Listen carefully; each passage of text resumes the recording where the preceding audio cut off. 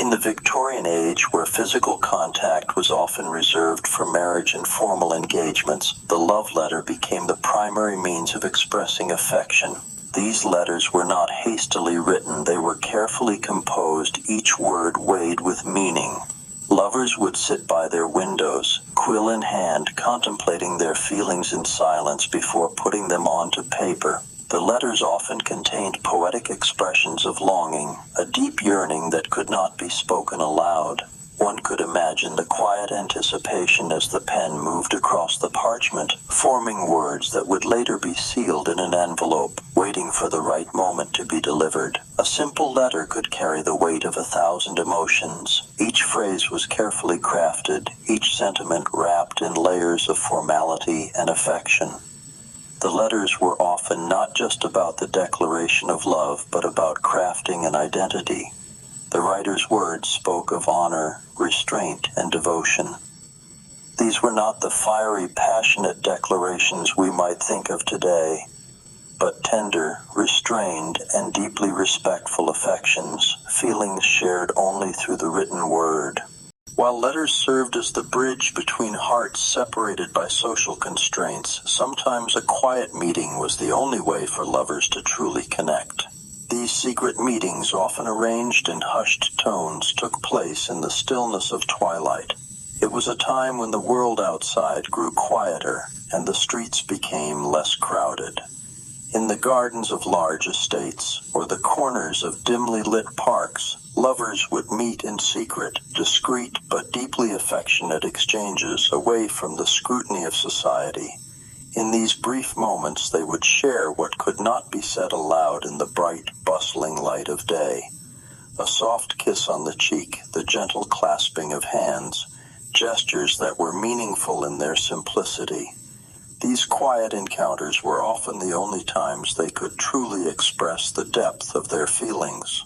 The world outside remained oblivious, while in these intimate spaces, love bloomed like the quietest of flowers.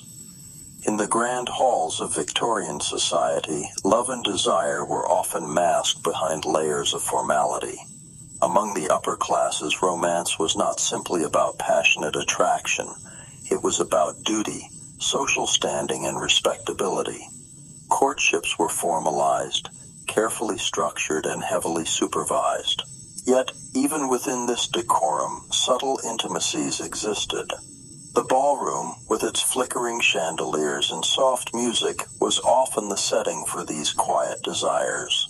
Lovers would exchange a glance across the room, a small gesture, perhaps a subtle touch during a waltz. These moments, though fleeting, spoke volumes. A slight bow, a delicate fan held just so.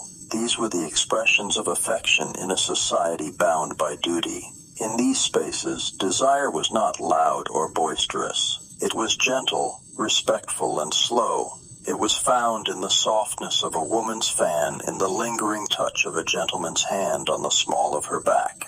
These gestures, though modest, were filled with meaning, emblems of affection that spoke volumes about their quiet yearning.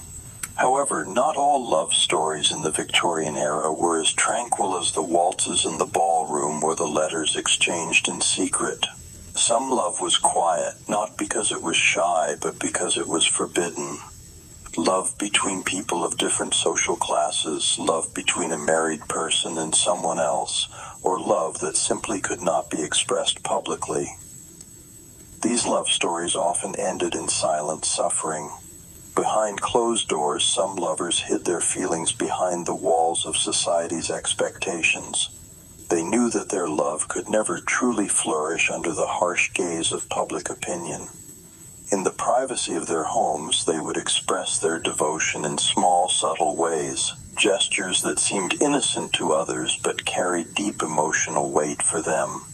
These quiet sufferings were often left unspoken. Some lovers found solace in letters, others in the secrecy of touch, and some simply endured their longing in silence, forever separated by the invisible boundaries of societal norms. But even in silence, love found a way to be. As the day fades into night, the world of the Victorians settles into stillness. Their quiet love, though often unseen, lives on in the letters they wrote, the secret meetings they shared, and the subtle gestures that spoke of deep affection. Today, these love stories remain tucked away in the quiet corners of history, hidden behind layers of time and tradition.